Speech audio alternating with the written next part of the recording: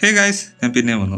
World കപ്പും അതിനോടനുബന്ധിച്ചുള്ള ക്യാമ്പയിൻസും പാക്കും ഒക്കെ expect ചെയ്യുന്ന സമയത്താണ് നമുക്ക് നാഷണൽ ടീമിൻ്റെ ഈ ഒരു നോമിനേറ്റീവ് കോൺടാക്ട് പാക്ക് കൊണാമി കൊണ്ടുവന്നിട്ടുള്ളത്. അപ്പോൾ അത്യാവശ്യം ഇൻട്രസ്റ്റിംഗ് ആയിട്ടുള്ള പ്ലേയേഴ്സൊക്കെയാണ് ഈ ഒരു പാക്കിൽ വന്നിട്ടുള്ളത്. അപ്പോൾ നമുക്ക് ആ പാക്കിനെ കുറിച്ച് ഡിസ്കസ് ചെയ്യാം. അപ്പോൾ എങ്ങനെ വീഡിയോയിലേക്ക് പോകാല്ലേ?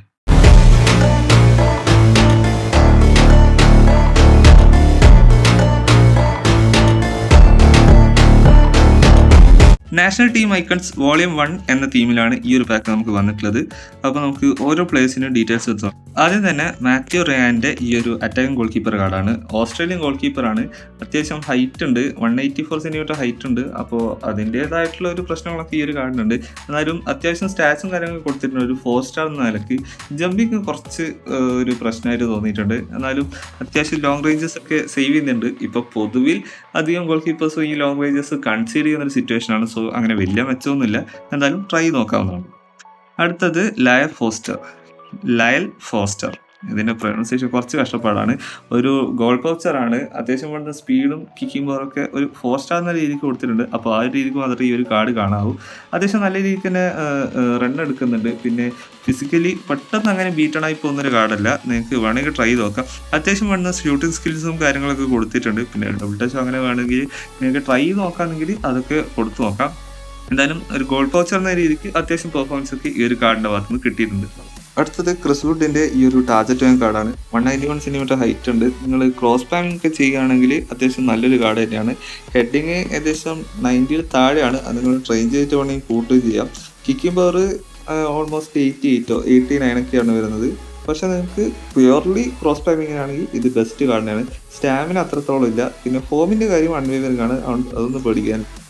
പിന്നെ വീക്ക് ഫുട്ട് എടുത്ത് നോക്കുകയാണെങ്കിൽ യൂസേജ് റയലിലാണ്, പക്ഷെ ആക്യുറസി ഉണ്ട്. പിന്നെ ഇത് ഒരു ഹെഡറിനെ കൂടുതൽ ഫോക്കസ് ചെയ്യുന്ന ഒരു കാർഡായതുകൊണ്ട് അതിൽ വലിയ കാര്യമില്ല. പിന്നെ ഇതിന് അത്യാവശ്യം വേണ്ട ഷൂട്ടിംഗ് സ്കിൽസ് എല്ലാം കൊടുത്തിട്ടുണ്ട്. ഹെഡിങ് ഉണ്ട്, ഏരിയ സുപ്പീരിയോറിറ്റി ഉണ്ട്. പിന്നെ വേണമെങ്കിൽ നിങ്ങൾക്ക് എന്താ പറയുക, ഒരു ഡ്രിബ്ലിംഗ് സ്കിൽ എന്തെങ്കിലും ആഡ് ചെയ്യണമെങ്കിലും വലിയ കാര്യമൊന്നുമില്ല. എന്നാലും ട്രൈ നോക്കാൻ പറ്റിയ ഒരു കാർഡാണ്, നിങ്ങൾ പ്രത്യേകിച്ച് ക്രോസ് ബാങ്ക് ഒക്കെ റെഗുലറായിട്ട് ചെയ്യുന്ന ഒരാളാണെങ്കിൽ.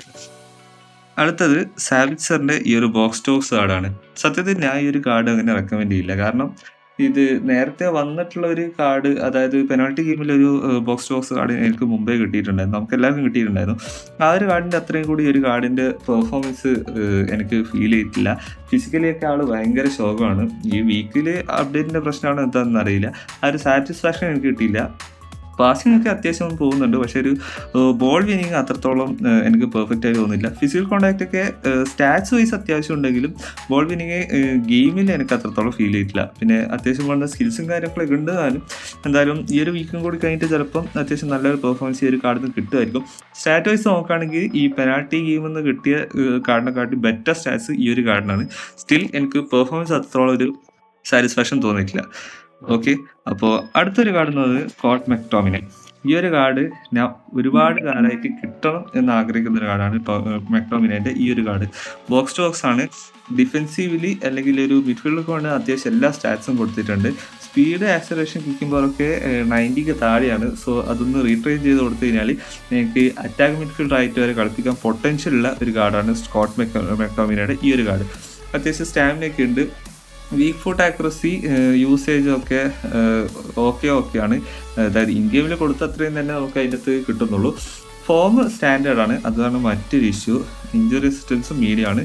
പക്ഷേ അത്യാവശ്യം നല്ല രീതിക്ക് ഇടിച്ചു കുത്തി ബോൾ വിൻ ചെയ്യാനുള്ള ഫിസിക്കൽ എബിലിറ്റിയും ഈ ഒരു കാർഡിനുണ്ട്. പിന്നെ അത്യാവശ്യം വേണ്ട പാസിംഗ് സ്കിൽസ്, ഷൂട്ടിംഗ് സ്കിൽസ് ഒക്കെ കൊടുത്തിട്ടുണ്ട്. ഡ്രിബ്ലിംഗ് സ്കിൽസ് അത്രത്തോളം ഇല്ല. വേണമെങ്കിൽ മാൻ മാർക്കിങ്, ബ്ലോക്കർ സ്കില്ലൊക്കെ കൊടുക്കുകയും ചെയ്യാം. എന്തായാലും അത്യാവശ്യം നല്ല രീതിക്ക് പെർഫോം ചെയ്യുന്നുണ്ട് ഈ ഒരു കാർഡ് ഇൻ ഗെയിം നോക്കുകയാണെങ്കിൽ. അടുത്തത് ഗ്രാനിറ്റ് ചാക്ക, ഒരു ഓർക്കസ്ട്രേറ്റർ കാർഡാണ്. മുമ്പ് എൻ്റെ കയ്യിൽ ആർസനലിലെ വേർഷൻ ഒരു ബോക്സ് ടു ബോക്സ് കാർഡ് ഉണ്ടായിരുന്നു. ആ കാർഡ് ഇപ്പോഴും കളിപ്പിക്കുന്ന സമയത്ത് നല്ലൊരു പെർഫോമൻസ് തരുന്ന കാർഡാണ്. അപ്പോൾ ആ ഒരു കാർഡിൻ്റെ എക്സ്പീരിയൻസ് പറയുകയാണെങ്കിൽ ഓർക്കസ്ട്രേറ്റർ എന്നുള്ള പ്ലേയിങ് സ്റ്റൈലിനോട് എനിക്ക് വലിയ താല്പര്യം ഇല്ലാത്തതുകൊണ്ട് ഞാൻ ഈ ഒരു കാർഡിലേക്ക് അത്രയ്ക്ക് നോക്കുന്നില്ല. പക്ഷേ നിങ്ങൾ സ്ഥിരമായിട്ട് ഓർക്കസ്ട്രേറ്റർ കളിപ്പിക്കുന്ന ആളാണെങ്കിൽ, അല്ലെങ്കിൽ നിങ്ങൾക്കൊരു 2 CMF സിസ്റ്റമാണ് നിങ്ങൾ കളിപ്പിക്കുന്നതെങ്കിൽ ഒരു ആങ്കർമാൻ്റെ കൂടെയൊക്കെ സുഖമായിട്ട് ഷാക്കേനെ ഇടാം. അത്യാവശ്യം നല്ല രീതിക്ക് ബോൾ വിൻ ചെയ്തിരുന്നുണ്ട്. സ്പീഡൊന്നും വലിയ കാര്യമായിട്ടൊന്നും പ്രതീക്ഷിക്കരുത്. മാത്രമല്ല ഫിനിഷിംഗ് ആണെങ്കിലും ഒരു മിഡ്ഫീൽഡിൻ്റെ ഭാഗത്തു നിന്ന് കിട്ടുന്ന ഫിനിഷിംഗ് ഒക്കെ കിട്ടുന്നുണ്ട്. വീക്ക് ഫുട്ടൊക്കെ അത്യാവശ്യം ശോകമാണ്. ഓൾമോസ്റ്റ് നെവറാണ് ഈ ഗെയിമിൽ തന്നെ കൊടുത്തിട്ടുള്ളത്. പക്ഷേങ്കിൽ എന്നാലും അത്ര മോശമല്ല, എന്നാൽ അത്ര നല്ലതല്ല. ഫോമിൻ്റെ കാര്യത്തിൽ പേടിക്കണ്ട, നല്ല കൺസിസ്റ്റൻ്റ് ആയിട്ട് തന്നെ സി ഫോം ആണെങ്കിലും ഒരു യെല്ലോ ലൈറ്റ് ഗ്രീനൊക്കെ ഫോം സ്ഥിരമായിട്ട് കിട്ടുന്നുണ്ട്. അത്യാവശ്യം വേണ്ട സ്റ്റാറ്റ്സും സ്കിൽസും ഈ ഒരു കാർഡിന് കൊടുത്തിട്ടുണ്ട്. സോ ഇത് നിങ്ങൾ ട്രൈ ചെയ്ത് നോക്കണമെന്ന് ചോദിച്ചു കഴിഞ്ഞാൽ ഓർക്കസ്ട്രേറ്റർ കളിക്കുന്ന ആളാണെങ്കിൽ തീർച്ചയായും ട്രൈ ചെയ്ത് നോക്കണം. അടുത്തത് ആൻ്റണി സെമന്യോ. ഈ ഒരു കാർഡ് ഞാൻ ശരിക്കും പറഞ്ഞാൽ കുറേ നാളായിട്ടൊരു പ്ലെയർ ഓഫ് ദി വീക്ക് കിട്ടണം എന്ന് ആഗ്രഹിച്ച ഒരു കാർഡാണ്. അപ്പോൾ കിട്ടിയ സമയത്ത് ഈ ഒരു കാർഡിൻ്റെ കാര്യം പറയുകയാണെങ്കിൽ ഒരു പ്രൊളിഫിക് വിങ്ങറാണ്. അപ്പോൾ വിങ്ങറായിട്ട് തന്നെ കളിപ്പിക്കുന്ന സമയത്ത് അത്യാവശ്യം ക്വിക്കാണ്, സ്മൂത്താണ് ഡ്രിബിൾ ചെയ്യാൻ വേണ്ടിയിട്ട്. പക്ഷേ ഇത് റൈറ്റിംഗ് ആണ് കൊടുത്തെങ്കിലും നിങ്ങൾ ഒരിക്കലും റൈറ്റ് വിങ്ങിൽ ഈ ഒരു കാർഡ് അധികം കഷ്ടപ്പെട്ട് കളിപ്പിക്കണ്ട. കാരണം ആൾ റൈറ്റ് ഫുട്ടർ. സോ ലെഫ്റ്റ് വിങ്ങിലായിരിക്കും നിങ്ങൾക്ക് കുറച്ചും കൂടി ഫിനിഷിങ്ങിനൊക്കെ യൂസ് ചെയ്യാൻ പറ്റുക. അത്യാവശ്യം വേണ്ട dribbling stats, speed, kicking power ഒക്കെ കൊടുത്തിട്ടുണ്ട്. പിന്നെ ഫോമിൻ്റെ കാര്യത്തിൽ അൺവേവറിങ് ആണ്, അതുകൊണ്ട് അതൊന്നും സീനില്ല. നിങ്ങൾക്ക് സ്ഥിരമായിട്ട് കളിപ്പിക്കാനും പറ്റുന്നൊരു കാർഡാണ്. പിന്നെ ഈ ഒരു സെമന്യോനെക്കാട്ടി ഞാൻ കൂടുതലും ഡോക്കുവിൻ്റെ കാർഡാണ് പ്രിഫർ ചെയ്യുന്നത് സത്യം പറയുകയാണെങ്കിൽ. പിന്നെ ഇതിൻ്റെ സ്കിൽസ് നോക്കുകയാണെങ്കിൽ ഡബിൾ ടച്ച് ഒന്നും കൊടുത്തിട്ടില്ല, അത് നിങ്ങൾ ആഡ് ചെയ്ത് കൊടുക്കേണ്ടി വരും. അത്യാവശ്യം വേണ്ടുന്ന സ്കിൽസൊക്കെ ഇതിന് കൊടുത്തിട്ടുണ്ട്.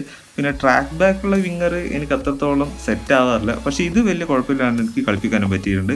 സോ ഈ കാർഡ് നിങ്ങൾ ട്രൈ ചെയ്ത് നോക്കുക. ബിഗ് ടൈം കാർഡൊന്നും കിട്ടാത്തവരാണെങ്കിൽ തീർച്ചയായും ഈ ഒരു കാർഡ് കൊണ്ട് നിങ്ങൾ സാറ്റിസ്ഫൈ ചെയ്യുക. അവസാനമായിട്ട് ഈ ഒരു ബാക്കിൽ ഏറ്റവും ഹൈലൈറ്റ് ആയിട്ട് കിടക്കുന്ന നമ്മുടെ കെവിൻ ഡി ബ്രൂയിൻ്റെ ഈ ഒരു ക്രിയേറ്റീവ് പ്ലേ മേക്കർ കാർഡ്. 34 വയസ്സുള്ള ഒരു കാർഡാണ് വന്നിട്ടുള്ളത്. പക്ഷേ അത്യാവശ്യം വേണ്ടുന്ന സ്പീഡ് കാര്യങ്ങളൊക്കെ കൊടുത്തിട്ടുണ്ട്, ഡ്രിബിളിംഗ് സ്റ്റാറ്റ്സ് ഉണ്ട്. ഫിനിഷിങ് 79 അങ്ങനെ എത്ര ഓട്ടോ ലൊക്കേഷനിൽ കൊടുത്തിട്ടില്ല, അത് നിങ്ങൾ കൂട്ടി കൊടുക്കേണ്ടി വരും. പക്ഷേ അത്യാവശ്യം നല്ല രീതിയിൽ ചവിട്ടി കയറ്റുന്നൊക്കെ ഉണ്ട്. പിന്നെ ഓൾറെഡി നിങ്ങൾക്ക് ഷോർട്ട് ടൈം ഒക്കെ കിട്ടിയ ആൾക്കാരാണെങ്കിൽ ഈ ഒരു കാർഡിലേക്ക് നോക്കേണ്ട ആവശ്യമില്ല. എന്തായാലും അത്യാവശ്യം നല്ലൊരു വേർഷൻ തന്നെയാണ് ഇത് വന്നിട്ടുള്ളത്. ഇതിന് ഒരു ഓവറോൾ 99 അങ്ങനെ എത്രയാണ് വരുന്നത്. സോ നിങ്ങളുടെ കയ്യിൽ വേറെ ഡി ബ്രൂയിൻ്റെ കാർഡൊന്നും ഇല്ലെങ്കിൽ ഈ ഒരു കാർഡിലേക്ക് നോക്കാം. ഉള്ളവരാണെങ്കിൽ ഈ ഒരു കാർഡിലേക്ക് നോക്കണ്ടെന്നേ ഞാൻ പറയുള്ളൂ. ഡബിൾ ടച്ച്, മാൻ മാർക്കിംഗ് പോലുള്ള അഡീഷണൽ സ്കിൽസ് കൊടുക്കുകയാണെങ്കിൽ കുറച്ചും കൂടി ബെറ്റർ ആയിട്ട് ഈ ഒരു കാർഡ് യൂസ് ചെയ്യാനും പറ്റൂ. സോ ഓവറോൾ ഇതാണ് ഈ ഒരു പാക്കിനെ കുറിച്ച് എനിക്ക് പറയാനുള്ളത്. ശരി, ഈ ഒരു പാക്കിനെ കുറിച്ചുള്ള ഒരു ഓവറോൾ ഒപ്പീനിയൻ പറയുകയാണെങ്കിൽ 2-3 കാർഡ്സ് വരെ ഈ ഒരു പാക്കിന് സുഖമായിട്ട് എടുക്കാം. കാരണം എല്ലാം റെഗുലറായിട്ട് പ്ലെയർ ഓഫ് ദി വീക്കൊക്കെ കാർഡ്സ് ഒക്കെ വരുന്ന പ്ലെയേഴ്സാണ്. പക്ഷേ നമുക്ക് അത്രത്തോളം ലെക്കില്ലാത്തതുകൊണ്ട് കിട്ടാൻ കുറച്ച് ലേറ്റ് ആവും. അങ്ങനെയുള്ള കാർഡുകൾ ഈ ഒരു പാക്കിൽ നിങ്ങൾ തീർച്ചയായും സെലക്ട് ചെയ്യുക. എൻ്റെ ചോയ്സ് എന്ന് പറയുന്നത് ഒന്ന് ഈ ഒരു സെമന്യോ പിന്നെ മെക്ടോമിനിയാണ് ഈ ഒരു സ്ക്വാഡിൻ്റെ കാര്യത്തിൽ. അതല്ലാതെ ഷാക്കിയും എനിക്ക് വേണമെങ്കിൽ എടുക്കാം, പക്ഷെ ഓൾറെഡി ഒരു പ്ലെയർ ഓഫ് ദി വീക്ക് ഉള്ളതുകൊണ്ട് ഞാൻ ആ കാർഡിലേക്ക് അങ്ങനെ നോക്കുന്നില്ല. ഡി ബ്രൂയിനെയും നിങ്ങൾക്ക് തീർച്ചയായിട്ടും എടുക്കാൻ പറ്റുന്ന കാർഡ് തന്നെയാണ്. നിങ്ങൾ ഇനി ഏത് കാർഡാണ് ചൂസ് ചെയ്യാൻ പോകുന്നത്, അല്ലെങ്കിൽ ഓൾറെഡി സെലക്ട് ചെയ്തവരാണെങ്കിൽ ഏത് കാർഡാണ്, അല്ലെങ്കിൽ ആ കാർഡിനെ കുറിച്ചുള്ള ഒപ്പീനിയൻ എന്താണെന്നും കൂടി താഴെ കമൻറ്റ് ചെയ്യാൻ മറക്കരുത്. ബാക്കിയുള്ളവർക്കും കൂടി ഉപകാരപ്പെട്ടെ. അപ്പോൾ പുതിയൊരു വീഡിയോ കാണുന്നതായിരിക്കും. ബൈ.